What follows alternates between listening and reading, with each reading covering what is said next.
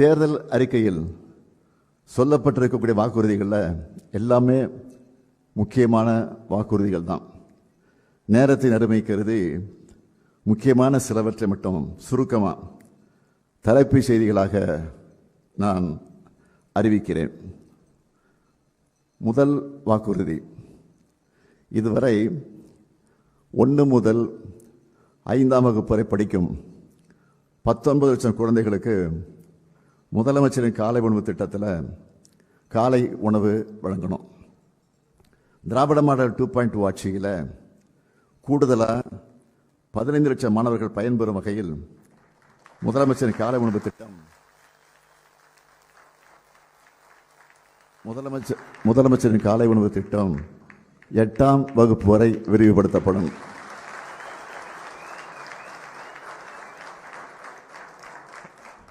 இரண்டாம் வாக்குறுதி, 1,31,00,000 சகோதரிகள் பெற்று வரும் உரிமை தொகையை இனி 2,000 ரூபாயாக உயர்த்தி வழங்கும்.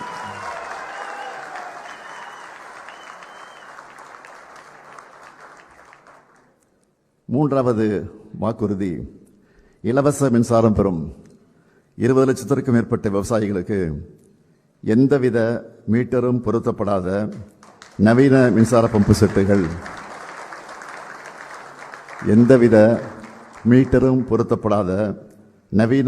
பம்பு செட்டுகள் வழங்கப்படும்.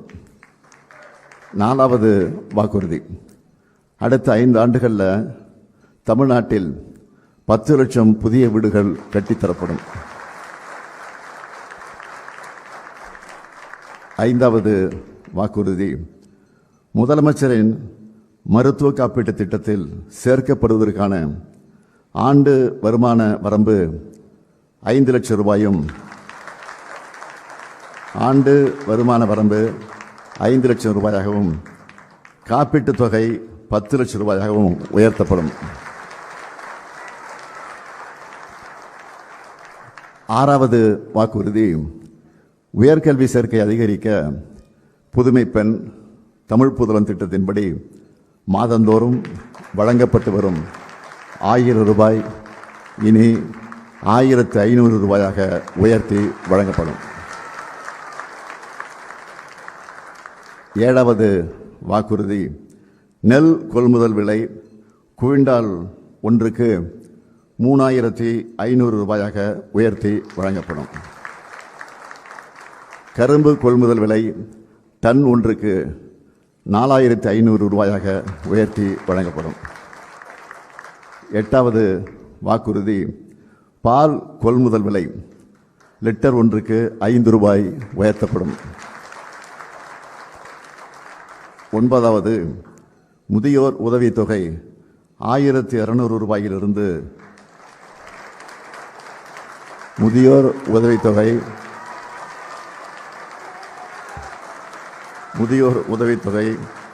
1,200 ரூபாயிலிருந்து 2,000 ரூபாயாக உயர்த்தப்படும்.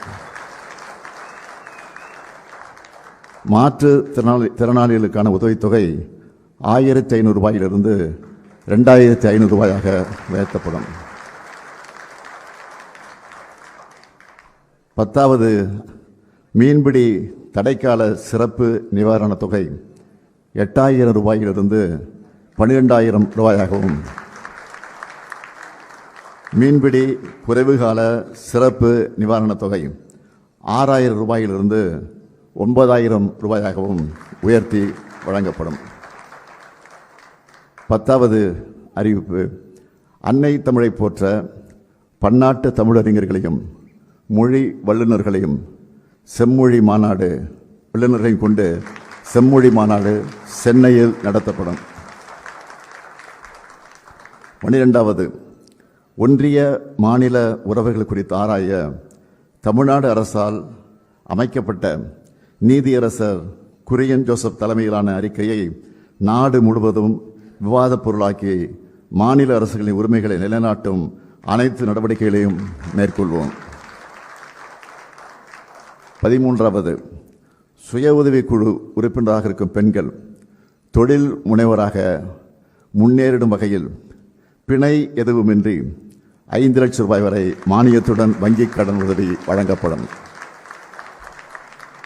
14வது, பேரிடர்கால இழப்பீடுகளாக இரவை பாசன பயிர்கள் மற்றும் நெல் பயிர்களுக்கு ஹெக்டேர் ஒன்றுக்கு 25,000 ரூபாயாகவும், நீண்டகால பயிர்களுக்கு 27,000 ரூபாயாகவும், மானாவாரி பயிர்களுக்கு 12,000 ரூபாயாகவும் உயர்த்தி வழங்கப்படும். 15வது, மாவட்டங்கள் முதல் வட்டங்கள் வரையிலான அரசு மருத்துவமனைகளில் டயாலிசிஸ் சிகிச்சைக்கான கருவிகள் 2 மடங்காக்கப்படும்.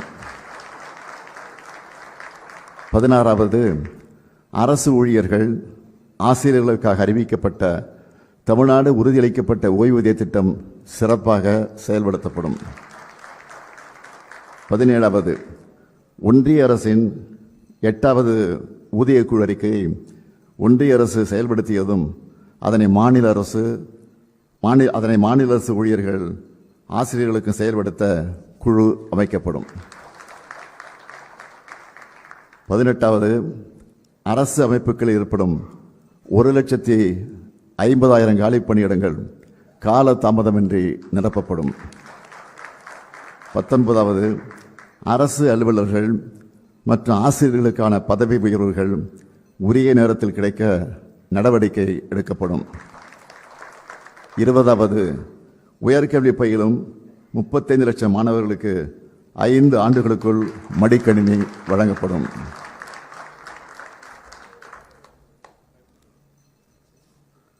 21வது, உயர்கல்வி முடித்த 5 லட்சம் இளைஞர்கள் வேலைவாய்ப்பு பெறும் வகையில் நான் முதல்வன் திட்டத்தில் ரூபாய் 1,500 மாத உதவி தொகையோடு 6 மாதம் பயிற்சி வழங்கப்படும். 22வது, புதிதாக 2 லட்சம் வேலைவாய்ப்புகளை உருவாக்கிடும் வகையில் 2030ஆம் ஆண்டிற்குள் ஒவ்வொரு மாவட்டத்திலும் நியோ டைடல் பூங்காக்கள், நகரங்களிலும் தேவைப்படும் இடங்களில் முழு அளவிலான தொழில்நுட்ப பூங்காக்கள் அமைக்கப்படும். 23வது, 18 லட்சம் கோடி ரூபாய் அந்நிய முதலீடு ஈர்க்கப்பட்டு அதன் மூலம் 50 லட்சம் இளைஞர்களுக்கு வேலைவாய்ப்புகள் உருவாக்கப்படும். 24வது, தமிழ்நாட்டின் ஏற்றுமதி $120 பில்லியன் உயர்ந்து உலக வணிக வரைபடத்தில் தமிழ்நாடு இடம் பிடிக்கும் வகையில் திராவிட மாடல் 2.0 ஆட்சியின் செயல்பாடுகள் அமையும். 25வது, தகவல் தொழில்நுட்ப ஏற்றுமதி 2.5 லட்சம் கோடியிலிருந்து 5 லட்சம் கோடி ரூபாயாக 2 மடங்கு ஆக்கப்படும். 26வது, 5,000 கோயில்களுக்கு குடமுழுக்கு செய்யப்படும். 1000 கிராம தெய்வ திருக்கோவில்கள் மறு சீரமைப்பு செய்யப்படும்.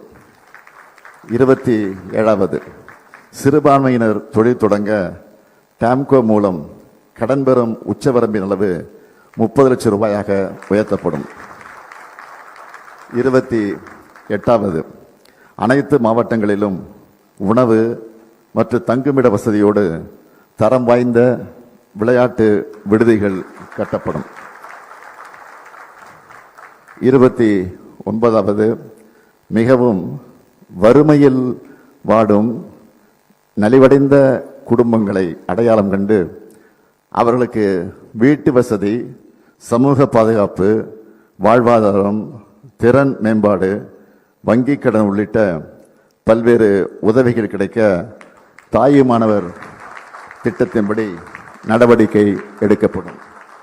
30வது, கிராம சாலை திட்டத்தின் கீழ் 15,000 கிலோமீட்டர் நீளமுள்ள சாலைகள் 10,000 கோடி ரூபாய் மதிப்பீட்டில் சீர் செய்யப்படும்.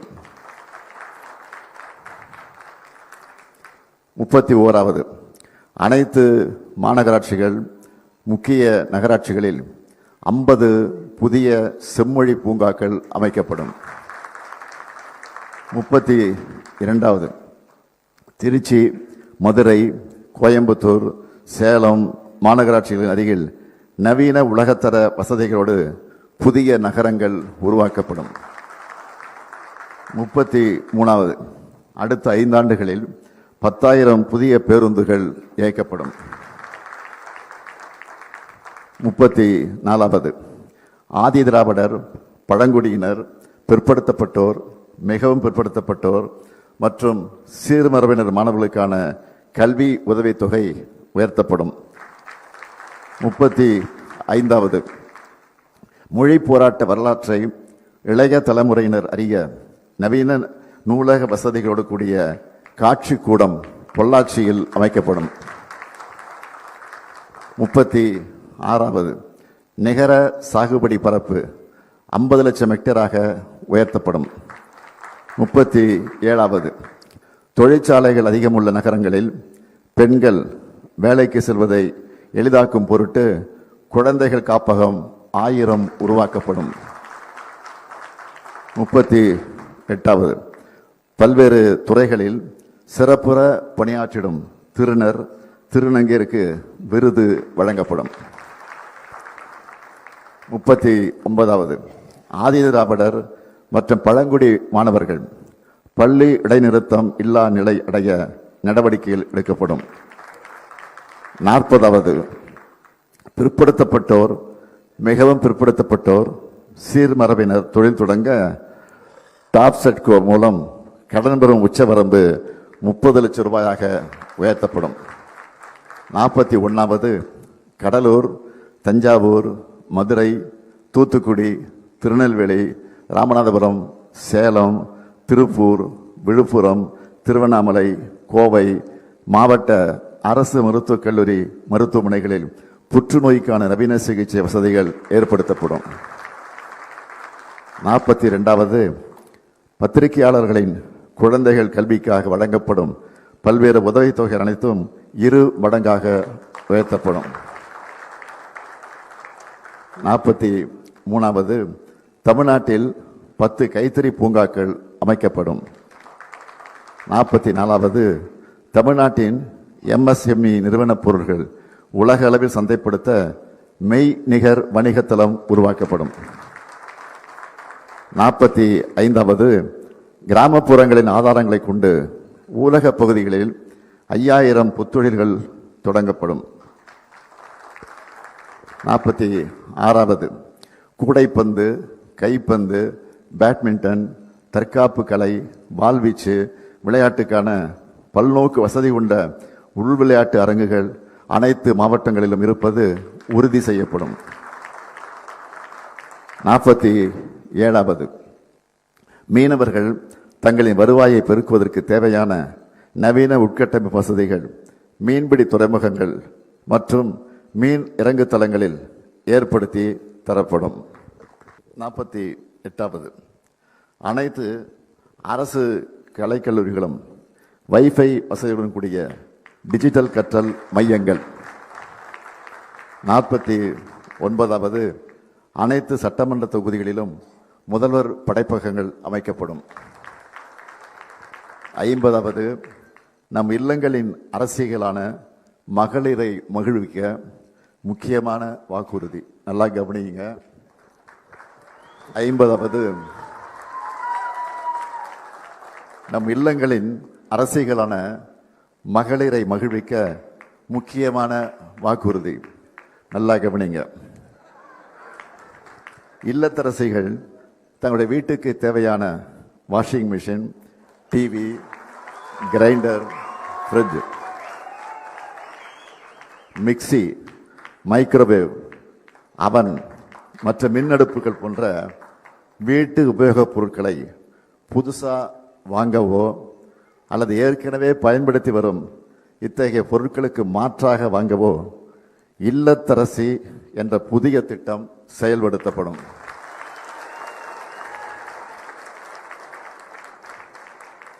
இதெல்லாம் மறுபடியும் படிக்க கேட்டுங்க. நம் இல்லங்களின் அரசியலான மகளிரை மகிழ்விக்க முக்கியமான வாக்குறுதி. இல்லத்தரசிகள் தங்களுடைய வீட்டுக்கு தேவையான washing machine, TV, grinder, fridge, mixie, microwave, அவன் மற்றும் மின் அடுப்புகள் போன்ற உபயோகப் பொருட்களை புதுசாக வாங்கவோ அல்லது ஏற்கனவே பயன்படுத்தி வரும் இத்தகைய பொருட்களுக்கு மாற்றாக வாங்கவோ இல்லத்தரசி என்ற புதிய திட்டம் செயல்படுத்தப்படும். இந்த திட்டத்தின் கீழ் வருமான வரி செலுத்தாத குடும்பங்களின் இல்லத்தரசிகள் அனைவருக்கும் அவர்கள் வசிக்கும் பகுதியில் உள்ள கடைகளில் இந்த பொருட்களை வாங்கிக் கொள்ளும் வகையில் ஒவ்வொரு குடும்பத்துக்கும் இந்த பொருட்களை வாங்கிக் கொள்ளும் வகையில் அவர்கள் வசிக்கும் பகுதியில் உள்ள கடைகளில் ஒவ்வொரு குடும்பத்துக்கும் தலா 8000 ரூபாய் மதிப்பிலான கூப்பன் வழங்கப்படும்.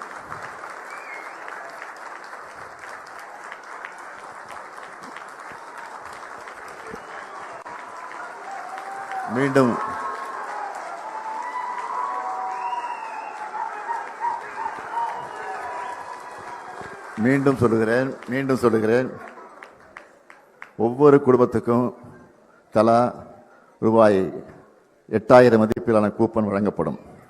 இன்னொரு முக்கியமான அறிவிப்பு.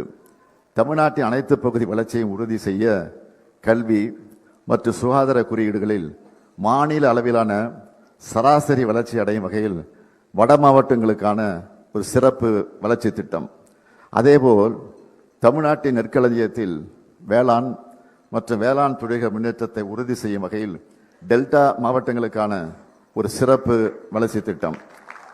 அது மட்டுமல்ல, தொழில் வளர்ச்சியில் சாதனை புரிந்து வரும் மேற்கு மாவட்டங்களில் அடுத்த கட்ட தொழில் புரட்சியை உறுதி செய்யும் வகையில் மேற்கு மாவட்டங்களுக்கான ஒரு சிறப்பு தொழில் வளர்ச்சி திட்டம்.